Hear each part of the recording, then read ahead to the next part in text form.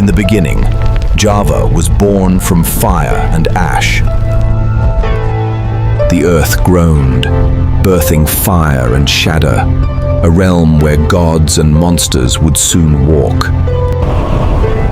From the boiling earth, three great guardians rose, Merapi, Merbabu, and Menore.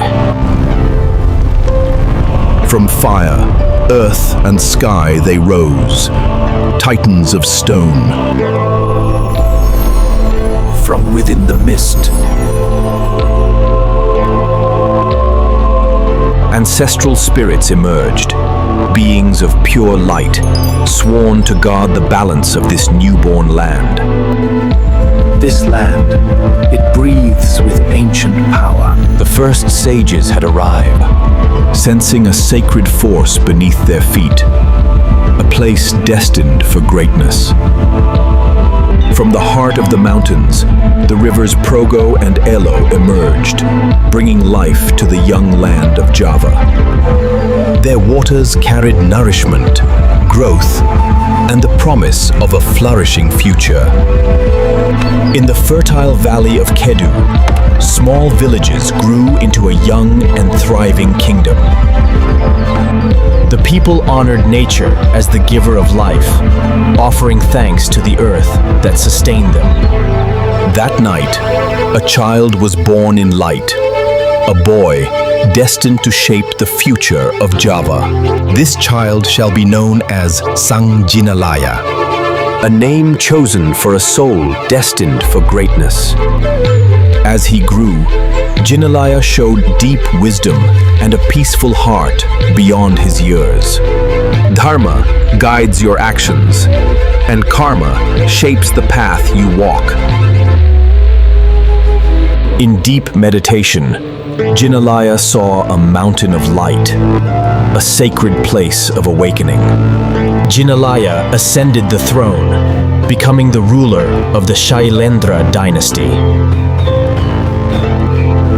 Though his people lived in harmony, Jinalaya sensed their yearning for deeper spiritual meaning.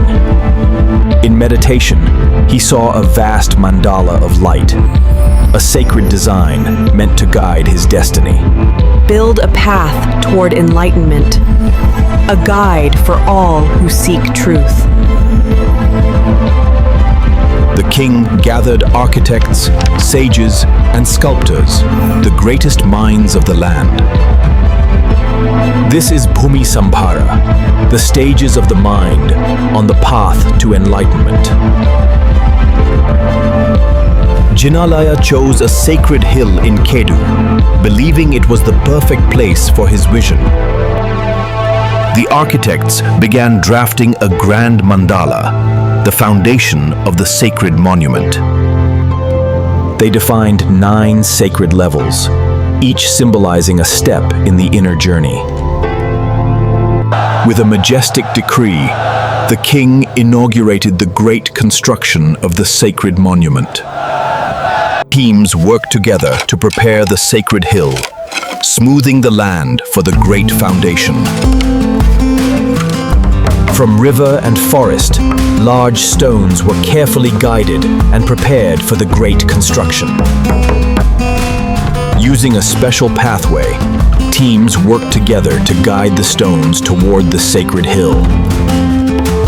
With simple tools and teamwork, the stones were carefully guided up the sacred hill. The great foundation took shape as stones were carefully arranged into a vast circular base. The first circular level rose steadily, shaped with care and perfect alignment. The second level took form, wider and smoother, rising above the first foundation. The third level rose gracefully, forming a new ring that surrounded the terraces below. Stone walls took shape around each level, forming smooth circles that rose with quiet harmony. The first relief panels began to form, illustrating quiet stories of inner transformation. New reliefs appeared, illustrating calm moments from the daily life of ancient communities. These new panels portrayed gentle lessons of virtue, expressed through symbolic scenes in stone.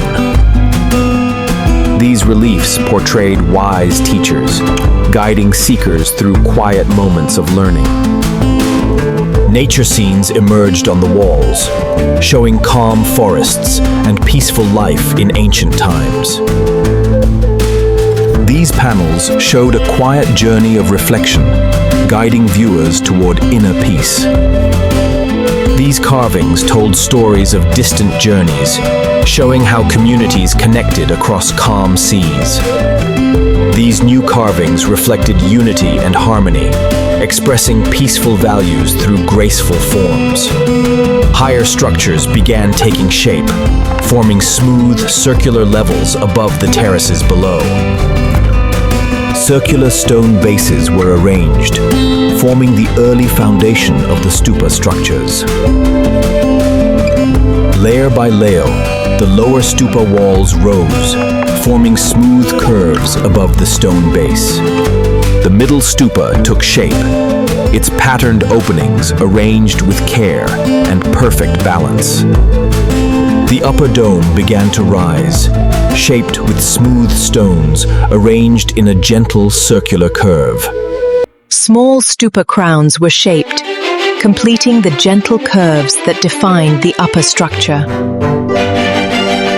Each small stupa was reviewed carefully, ensuring every shape matched in perfect harmony. A wide stone circle was formed, marking the beginning of the Great Stupa at Borobudur's center. The lower dome of the Great Stupa began to rise, shaped with wide stones placed in perfect harmony. The Great Stupa's middle dome rose higher, shaped with smooth, curved stones placed in steady rhythm.